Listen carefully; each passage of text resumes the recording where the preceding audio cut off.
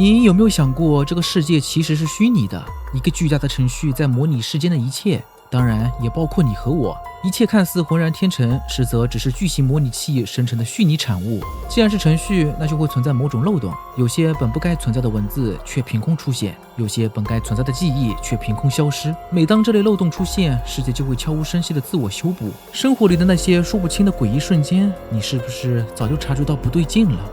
大家好，我是宝海之鱼啊，欢迎来到都市传说，关于四门市的一些传闻。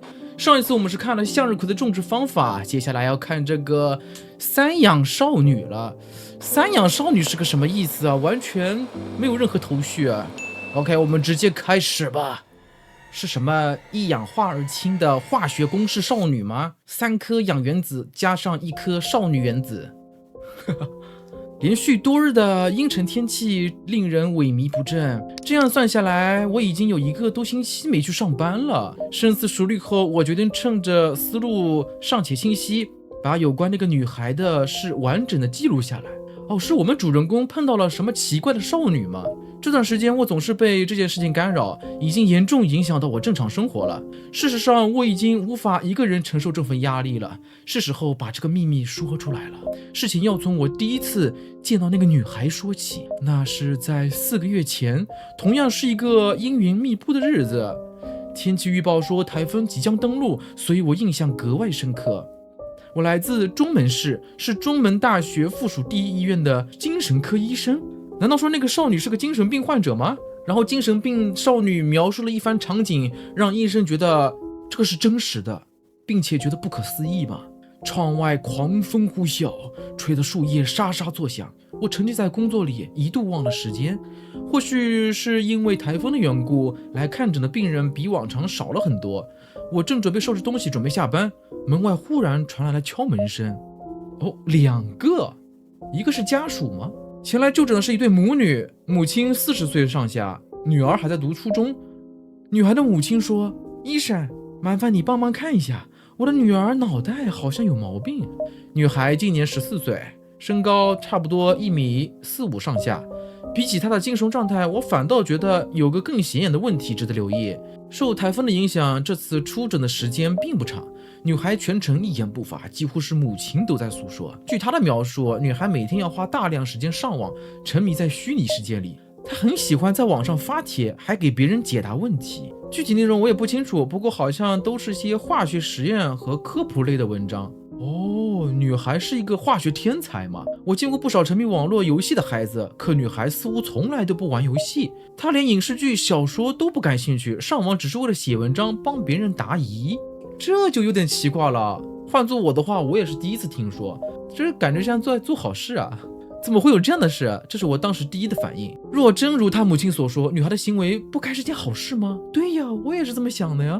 那按照目前来看，那所谓的三氧少女是不是真的就是3颗氧原子1颗少女原子组成的一个人啊？不会是真的这样吧？面对我的疑惑，女孩的母亲低声说道：“如果真的是这样的话，那就太好了。她发的东西根本不是你想象的那种。实际上，她在家里从来没有做过什么实验。只要看过她发的内容，就会明白事情没那么简单。”我一时无法理解，甚至觉得这多半是个误会。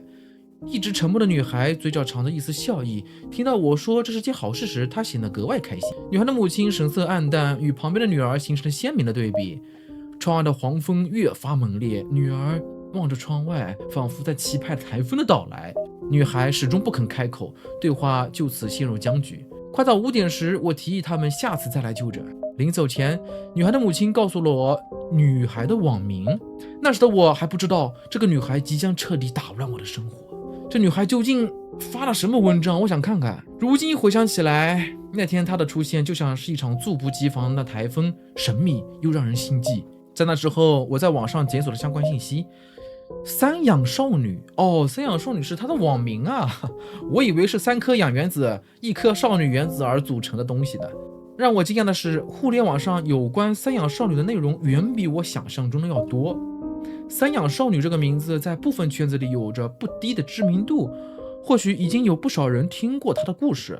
正如女孩母亲所说，只要看过她发的内容，就会明白事情没那么简单。三氧少女第一次出现在大众视野大约是2年前，那个时候女孩刚上初一，不知从何起，各大网络百科中出现了一种名叫氙的元素。下面是百科中对氙元素的介绍。这是一种金属元素，位于周期表的 3.5 周期巴拉巴拉巴拉，外观为暗银色，有金属光泽的固体，熔点、沸点、导电性良好，导电系数为巴拉巴拉巴拉。百科中不仅记载了氙的基础参数与理化性质，还详细描述了它与其他元素的反应。氙元素与氧元素反应，在常温下会生成氧化二氙。在点燃时会生成二氧化二氙，氙元素与水产生剧烈反应，生成氢氧化一氙。百科中有关氙的介绍十分详细，一眼看去仿佛真的存在这种元素。然而这些内容都是虚构的，所有涉及氙的词条都是少女伪造出来的。朋友们，我网上查了一下我们的这个元素周期表里面真的没有这个氙元素，而且这个氙字呢是废弃的古异体字。简单来说，化学课本考试标准的周期表里不存在氙元素，在我们现实中确实没有这个东西存在的。所以这个氙的元素词条是这个散养少女伪造出来的。那也就是说，这个天才的化学少女有可能在故事里边的世界观里面，她真的是发现了这个元素吗？2年前陆续有人发现百科中化学相关词条存在错误，等大家察觉有人恶意编造篡改百科化学内容时，这种行为已经持续了很长一段时间。此事误导了许多人，有不知情者直接将这些内容当作论文资料，造成了十分恶劣的影响。从百科词条的编辑记录能看到，编辑者的账号正是散养少女。他不但凭空捏造了根本不存在的氙元素，还把原本属于钠元素的词条全部都改成了氙元素，比如把氯化钠改成了氯化氙，过氧化钠改成了二氧化二氙。他这种不负责任的行为激怒了很多人，却也让不少好奇心旺盛的人对他产生了浓厚的兴趣。说到底，他到底为什么要这么做呢？是单纯的恶作剧吗？除了化学相关内容，他发的大多是校园生活与家庭矛盾。果然这个故事是关于某种化学的内容吗？所以我一开始知道这个标题散养少女的时候，我还真的是往化学那个方面去想。他的表述逻辑十分跳跃，文字常常前言不搭后语，不难看出他的精神状态很不稳定。本该被众人口诛笔伐的散养少女，最终奇迹般的没有遭受过过分的网暴，而这一切的缘由正是他自述的悲惨经历。他实在是太可怜了，求你们别再折磨他了。这是一位网友在散养少女帖子下的原话。散养少女在论坛里自述悲惨遭遇，引来了无数网友同情。在他过往的帖子里面可以看到，他声称自己的母亲在生下他后不久便去世了。那带他去医院的那个是谁啊？他由父亲一手带大，可父亲性格暴烈，经常遭受非人的虐待。他在学校遭受同学的霸凌，但老师和家人全都对此视而不见，这让他数次有过轻生的念头。然而他多次尝试都未能成功，无法承受带来的巨大压力，他最终逃进了虚拟的世界中。有人结合他的种种行为给出了这样的分析：因为现实太过痛苦，他为自己创造了另一个世界，一个能够保护自己的精神空间。他之所以会虚构出氙这种不存在的物质，或许正是内心困境的投射。氙的左半部分为金字旁，遵循了汉字对金属元素定义时的习惯。氙的右半部分为扇子的扇字，由户和羽两部分组成。户代表家庭，而羽象征了小鸟。这暗示了他像一只被家庭囚禁的小鸟，永远无法展翅飞翔。当然，以上都是部分网友的自行推测。然而，我只看了一眼就知道，其中的大部分猜测都是错的。女孩的母亲明明健在，散养少女口中的悲惨经历从根本上就站不住脚。父亲家暴、校园霸凌，她在网上讲述的一切大概率都是假的。那这是为什么呢？她的精神活在另一个空间吗？肉体活在这个世界，但是她的精神活在另一个平行世界吗？第二次见到女孩是在台风过境的1周后，同样是在临近下班的时间，女孩的母亲带着她走进了诊室。和前一次不同的是，窗外不再有狂风了。母女俩的到来仿佛渐渐成为了我日常里的一部分。还没开始交谈，女孩的母亲便从文件袋里取出了其他医院的病历。原来在来找我看诊之前，女孩就已经在别的医院就诊并接受过治疗。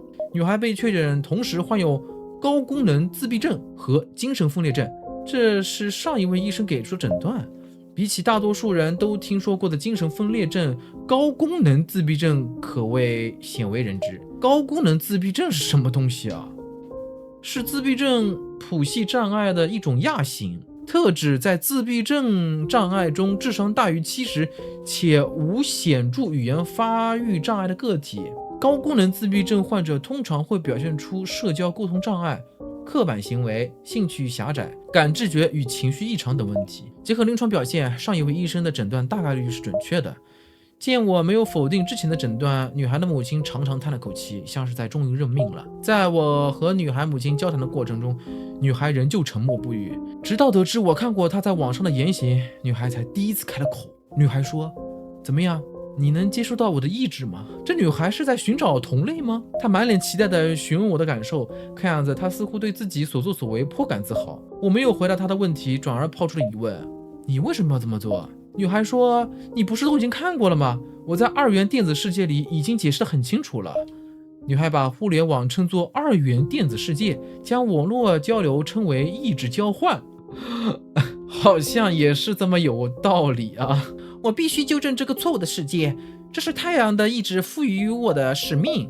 女孩随口说出了莫名其妙的话，太阳的意志也是她常挂在嘴边的词。三养少女构建的世界观里，整个地球乃至宇宙都是虚拟的，就像她把互联网定义为二元电子世界，她将现实称作三元电子世界。她自称是从另一个三元电子世界穿越而来的转生者。哦，那和我之前想的没有错，是另一个平行时空啊！哎，有可能在另一个平行世界里面有善元素这个化学元素，哎，有没有可能是另一个平行世界的灵魂跑到了这个平行世界的这个肉体了？在他原本的世界里，人类因无法触碰了某种神秘力量，最终导致世界毁灭。为了不让悲剧重演，他要在这个转生后的新世界里纠正人们错误的认知。在他的理论中，善元素起到了关键作用。善作为宇宙中最基本的元素之一，是构成生命不可或缺的关键。也就是说，在他的世界观里面，他是善基生物吗？而我们这个世界都是碳基生物。按照他的说法，人类每天都要摄入足够的善，才能保证不被邪恶的病毒入侵。而人体摄取善元素最简单的方式是沐浴阳光，吸收来自太阳的光能量。你是奥特曼吗？要光啊！你在网上说的那些都是认真的吗？面对我的追问，女孩神态自若。当然是认真的，我是来自平行世界的太阳意志的守护者。她反复说的这些让人费解又尴尬的话，话题来来去去，没有丝毫进展。我决定不再拐弯抹角，指出最根本的问题。但你在网络上所说的内容，难道不是和现实相互矛盾的吗？你是指妈妈生下我后就去世，爸爸虐待我的事吗？他明明清楚我在说什么，却没料到他会当着母亲的面说得如此直白。女孩的母亲一脸平静，显然早就知道了这件事情。这些都是我前世的记忆。原来如此。听完女孩的解释，我感到释然。精神分裂症患者常常会妄想自己是名人转世，声称拥有前世记忆也不在少数啊。女孩的症状完全符合该特征，她是典型的精神分裂症患者。当时的我确实是这么想的，我认同了前一位医生的判断，在病历上写下了相同的结论。女孩同时患有2种重度精神疾病，需要长期药物治疗。结合她的症状，我开具处方，每日要服用这样的药，以减轻幻觉、情绪波动。同时搭配每日这样的药，用来缓解她的焦虑与强迫行为。在那之后一段时间里，女孩都会在母亲的陪同下定期来医院复查。日子一天的过去，女孩的症状丝毫不见好转。接下来会有什么转折吗？这次女孩自己来了。这是女孩某次复查时，我们之间发生了一段对话。女孩的母亲去柜台缴费了。诊室里短暂的只剩下我和女孩2个人。女孩说：“医生，你知道什么是善吗？”我按她之前的说法回答，跟她解释，善是宇宙中最基本的元素之一，是构成生命不可或缺的关键。女孩轻轻摇了摇头。我这番刻意的迎合回答，竟然没让她满意。我想问的不是善元素，而是善这个字本身的含义。善不仅仅是一种元素，这个汉字本身就是电子世界存在最好的证据。为什么？望着他无比认真的眼神，我甚至忍不住开始考虑，是不是该适当的加大他的药量呢？这还不明白吗？在这个三元电子世界里中根本就不存在善这种元素，所以自然也不存在善这个汉字。那又怎样？善这个字难道不就是你编造出来的吗？话说出口的瞬间，我就察觉到了强烈的异样感。如果说善元素是三养少女篡改网络百科捏造出来的虚构元素，那善这个汉字又是从什么时候开始存在的呢？那我问你，此时此刻你在屏幕上看到的究竟是什么？女孩的母亲回来了，大约过了10分钟，但我感觉像过了1个小时之久。临走时，女孩对我露出了一个无比甜美的笑容，那笑容甜美中透露着诡异，让我浑身起了一层鸡皮疙瘩。就像不少人知道的那样，1个月前，三养少女的话题时隔数月再次出现在网络上。公开道歉信，哦，这是什么？一位自称是三养少女母亲的用户发布了一封公开道歉信，信中他为女儿过去2年所作的所为向公众道歉了。他承诺会让女儿将所有篡改的百科词条全部恢复原状。除此之外，他还辟谣了女儿在网上自述的悲惨经历。三养少女的父亲从未虐待过她，她的母亲也依然健在。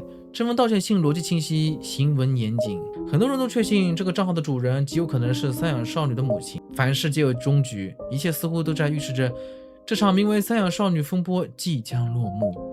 可原帖的评论区里突然出现了这样一条评论，没人觉得奇怪吗？他为什么要强调大家每天晒太阳啊？在道歉信的末尾，突兀的出现了一句极其违和的话，我已经没有什么可说的了。最后祝大家身体健康。另外，请千万别忘记，至少每天要晒20分钟的太阳。明白了，前半段感觉像是母亲的道歉信，但是呢，后半段突然出现了一句千万不要忘记晒太阳，这分明是三养少女之前告诫大家要做的事情啊。那也就是说，这篇道歉信其实就是三养少女伪造的了。为什么一封公开道歉信的结尾会突然冒出这样的一句话？这不禁让人想起三养少女一直宣扬的那个虚构设定，就是人要通过沐浴阳光吸收太阳的光能量。和大多数人一样，我也被这意料之外的转折搅得心神不宁。可也正是因为这一句话，不少人开始怀疑这篇帖子或许根本不是三养少女母亲所写的，写下这份道歉信的人很有可能就是三养少女本人。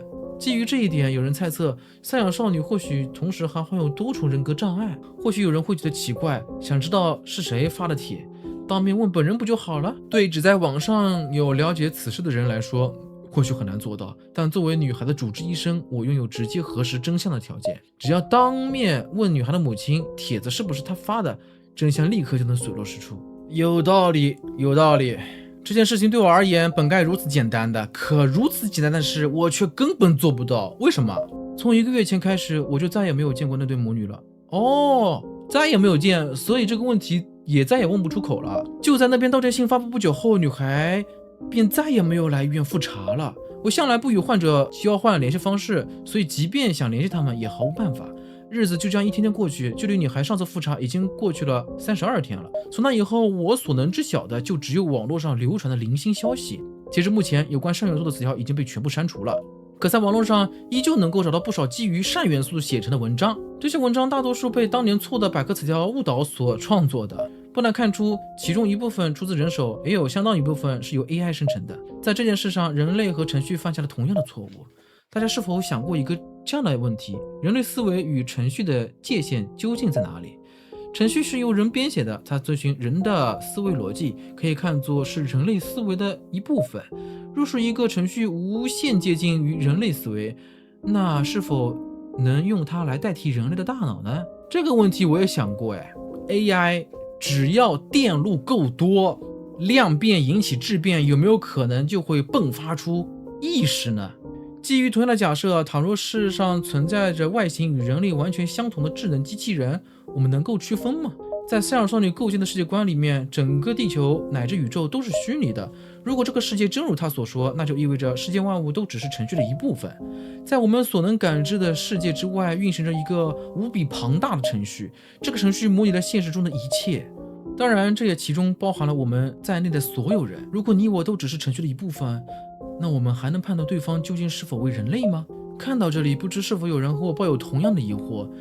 明明已经有扇字代指对应的金属元素，为什么还要额外创造出一个扇子呢？关于这一点，我在网上也查不到任何记载，也找不到合理的解释。我想起女孩曾经对我说过的话，扇这个汉字本身就是电子世界存在最好的证据。我敢肯定，这绝对不是我的错觉。世界的漏洞似乎在不知不觉中被修复了，在一股不知名力量的作用下，本不该存在的扇子被赋予了全新的解释。这股力量十分强大，不只是网络百科上的定义被修改了，甚至连现实中的字典与文献都悄然发生了变化。世上恐怕没人能说得清善这个字具体是何时出现的。它以一种无比自然的方式融入世界，给人一种仿佛已存在千年的错觉。最近这段日子，我总在思考一个问题，一个对我乃至整个社会都至关重要的问题。按照现代医学的标准，人们会将三养少女这类人归为精神病患者。正常人无法理解他们的言语，也无法解释他们的行为，因此人们从未重视过这类患者的声音，将其言论视为无稽之谈。即便他们的话在未来某天真的应验了，人们也只会轻描淡写的归为巧合。虽然听起来荒谬至极，但我忍不住去想，如果他所说的一切都是真的呢？既然三养少女描述远超常规认知，我们不妨暂且假设他所言属实，并以展开推论。女孩是从另一个世界穿越而来的转生者，她的意识里同时承载了两段人生的记忆。在另一个平行世界中，她有着悲惨的过往，而人类的愚昧终究导致了文明的毁灭。为了阻止悲剧重演，她选择了自我牺牲，在二元电子世界中揭露世界毁灭的真相。这份牺牲的代价就是让她在互联网这个二元的电子世界里沦为所有人的笑柄。女孩选中了本该不存在于这个世界的扇子，巧妙地利用了主观观测机制中的漏洞。正是因为她的提示，我才得以窥见这个世界背后隐藏的秘密。不知道这个世界之外还存在着多少个平行世界，这跟我想的差不多呀。根据我的推测，这个虚拟世界存在不少奇怪的漏洞，在某些特定的情景下，一部分个体思维可能会发生错位，这些错位的思维会进入另一个与原本世界不同的平行时空。在新的世界里，他们的言行便会被当为精神异常看待者。三养少女就是最好的例子。而我之所以就会做出这样的推测，是因为我此时也正在亲身经历这种现象。我是一名中文大学附属第一医院的精神科医生，可不知从何起，中门市从地图上消失了，取而代之的是名字相似的另一座城市。这里没有中门大学附属第一医院，我也不是什么精神科医生。数月前对中门市造成严重破坏的超强台风，如今在网络上已经完全搜不到相关报道，并非台风作为新闻的时效已过，而是从一开始就不存在这样的台风啊。也许听上去十分不可思议，但我确确实实在不知不觉中穿越到了另一个世界。大约1周前，我突然经历了一件无比诡异的事。